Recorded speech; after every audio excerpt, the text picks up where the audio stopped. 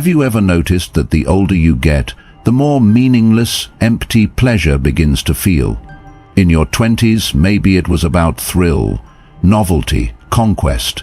But somewhere along the line, maybe after a few heartbreaks, maybe after the silence that follows pleasure without purpose, you start to ask a deeper question.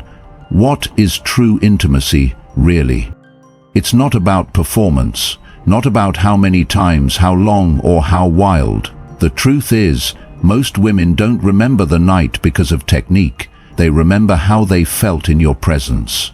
Not what you did to them, but what you awakened in them. And if you're a man in your 30s or beyond, you've likely begun to understand that sex, at its highest level, isn't about domination or ego. It's about depth, presence, and power of a different kind.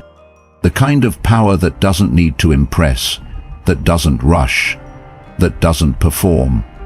It listens, holds, breathes, and leads, not with force, but with grounded intention.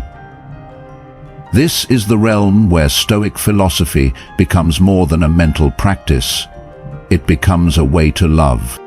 A Stoic man in intimacy is not disconnected, he's more connected than anyone else. But his connection doesn't come from needing, it comes from choosing. He's not there to escape life, he's there to embody it, to bring his full awareness, his patience, his control, and through that to give his partner not just pleasure, but peace. This isn't the kind of masculinity that shouts. It doesn't need to. It's the kind that looks her in the eye and stays present when she's most vulnerable. It's the kind that reads her breath, her silence, her rhythm, and meets her there, moment by moment. The man who brings this presence into the bedroom doesn't just make love, he builds trust. He creates a space where the feminine feels free to unfold because it knows it won't be judged, rushed, or misunderstood. And ironically, this is what makes the physical act more powerful. When the emotional and spiritual layers are honored, the body follows. When there's safety, there's surrender. And when there's surrender, there's depth. So this isn't a video about sex positions for the sake of novelty. This is about understanding why these positions matter, what they unlock emotionally, how they align energetically, and how they invite both partners into something that transcends the physical. Because a man can master many things in life, but the man who learns to master presence, especially in his most intimate moments, is the one who becomes unforgettable.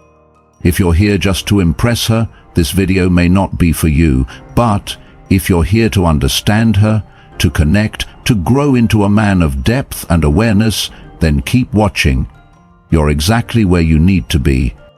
The 5 positions women love the most. Number 1, spooning, where safety becomes seduction. Spooning isn't just a position, it's a message. It says, you don't have to be strong right now. I've got you. And for many women, that message is more powerful than any physical sensation. What makes this position so loved isn't just the full body contact or the deep access. It's the feeling of being wrapped in a presence that asks nothing and protects everything. It's gentle dominance without control. It's stability without suffocation. A woman in this position feels enveloped, not just by your body, but by your calm.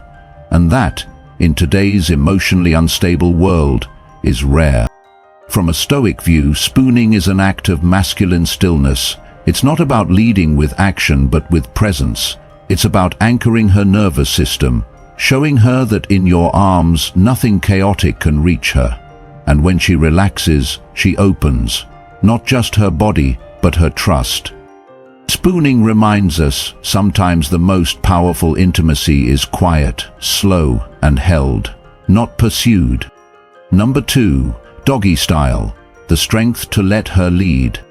At first glance, this may seem like the most physical, most primal of positions, but the reason women love it goes beyond that. What's often missed is that doggy style offers her choice, the angle, the pace, the depth. It's one of the few positions where the woman has more control over how she receives. That sense of agency is everything. In a world where women are constantly pressured, judged, and interrupted, this moment gives her a space to dictate her rhythm. And your role as a man? To respond, not to override. To follow the cues, not to dominate the frame. The Stoic insight here is restraint. Strength isn't about being in charge, it's about knowing when not to be. In this position, your power lies in supporting, adapting, and reading her body like a map without needing to redraw it. It's also a reminder that physical intensity doesn't cancel emotional presence. You can give her your full strength and still be deeply attuned to her response. Doggy style becomes sacred when it's not used to take, but to serve. That shift in intention changes everything. Number 3. Missionary, the sacred simplicity of eye contact. They call it missionary as if it's boring, as if routine. But for many women, this is the most emotionally intimate position of all. Why? Because it demands presence. There's nowhere to hide in missionary, no distance, no angle to shield behind. You're chest to chest, breath to breath, and, most importantly, eye to eye. And for a woman who trusts you, that moment is sacred, because it says, I see you, all of you. Missionary is the position of truth, and many men shy away from it because they fear being fully seen. But the Stoic man understands that vulnerability isn't weakness, it's a mirror for strength. Holding eye contact during intimacy is one of the most courageous things you can do, because it shows that you're not there to escape, you're there to connect. The beauty of missionary is in its stillness. It teaches you to slow down, to match her breath, to tune into the smallest reactions, like a whisper, a shiver, a slight shift, and in that tuning you meet her not just with your body, but with your soul. Number 4. Cougar position, the surrender of trust and the rise of the feminine. When she's on top, something beautiful happens. The roles shift, but the trust deepens. This isn't about giving up control, it's about offering it. It's about saying, take what you need. I'll hold the space. The cougar position allows her to lead, not just physically, but emotionally. She chooses the rhythm, she decides how deep. And your job? To receive her with reverence. Stoicism teaches us that true confidence is rooted in non-reactivity, and this position demands it. Your task is not to chase or force, but to witness and support, to let her rise into her full expression without feeling threatened. That's emotional maturity. From this space, she doesn't just feel pleasure, she feels seen, empowered, celebrated. You are not passive here, you're actively engaged in her freedom. The way you touch her hips, the way you guide her softly, the way you breathe with her, these all tell her that her power doesn't scare you. It inspires you. That changes the game. Number 5. Screw style, precision, pressure, and the power of attunement. This position isn't just about novelty, it's about alignment, physical and emotional. The screw style requires more than force, it requires finesse.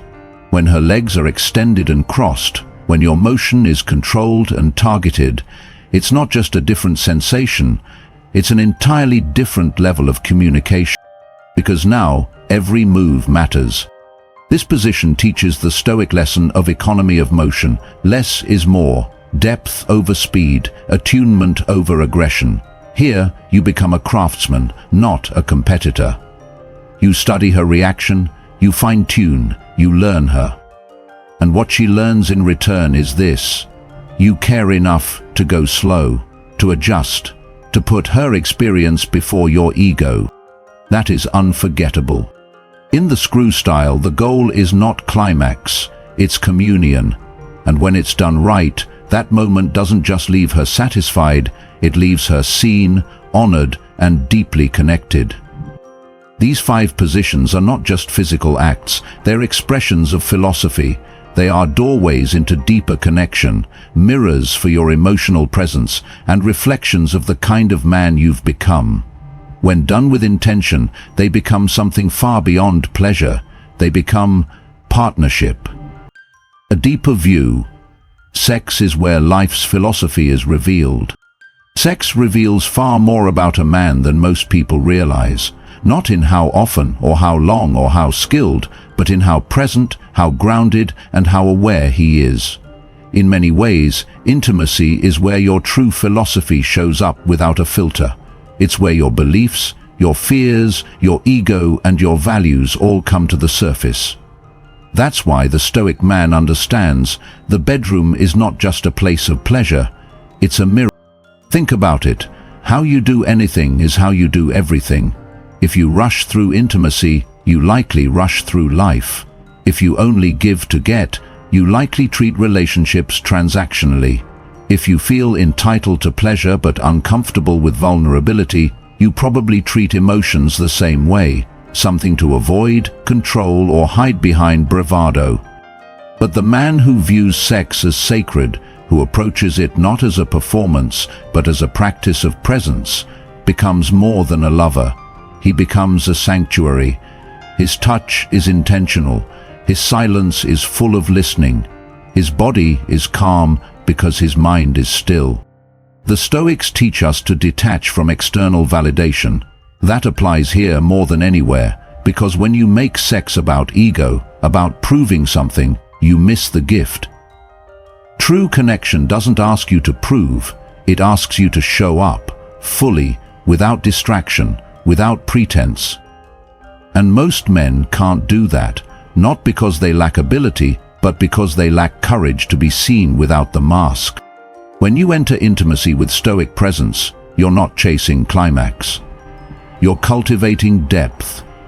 You're turning off the noise of the world and tuning in to the subtleties, the shift in her breath, the tremble in her voice, the way her body relaxes when she finally feels safe.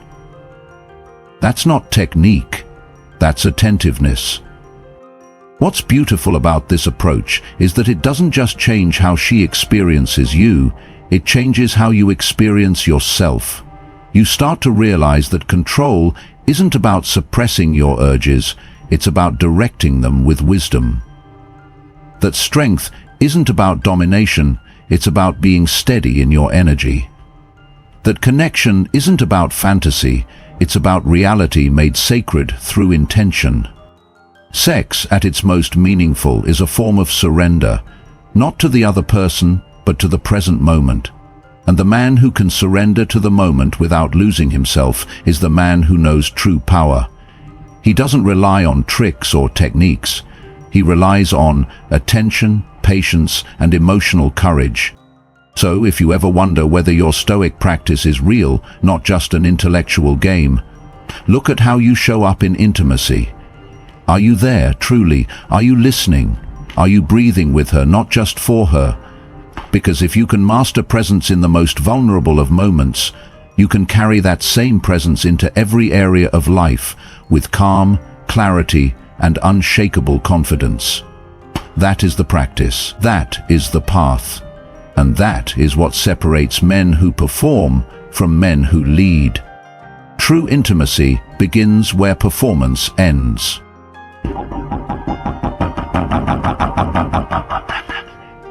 Tis not measured by how much you do, but by how fully you're there. Every position, every touch, every breath is an opportunity to show something deeper. Not just desire, but presence. Not just passion, but care. And not just masculinity, but maturity. What we've explored isn't about impressing her, it's about understanding her. It's about knowing that the strongest men aren't the loudest or the fastest. They're the ones who bring calm into chaos, patience into pleasure, and integrity into connection. That's what Stoicism looks like in the most human part of life. Not detachment, but depth. Not coldness, but clarity. When a man learns to bring awareness into the bedroom, he doesn't just become a better lover, he becomes a better man. Because the same presence that builds trust in intimacy builds trust in leadership, in fatherhood, in friendship, in life. So, if there's one truth to carry forward from this, it's that sex is not separate from the rest of you.